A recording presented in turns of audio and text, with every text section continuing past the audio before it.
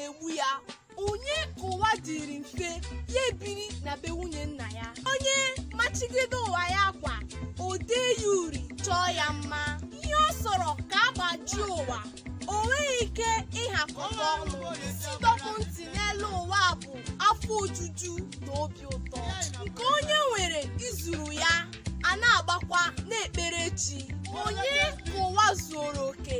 Ndị eche na ha nọ mma were ebe ụwa ji ụtalị na-eti ha mgbamgba. Ha chọsi ụwa ha mmapụta iche na ihe niile zuoro ha oke. O nweghị onye ụwa fụfụrụ ntutu isi ya. Ọfọma na nke ọganihu ka anyị na-akọ ya dịrị m mma ya dịkwara ibe m mma. Hụ onye m ka mma wetu onwe m ala leta ya. Anaghị azụ ụwa azọ. Ogbenye ma ọ bụ ọgaranya na-esi n'obi. Onye ube ya ruru ya racha.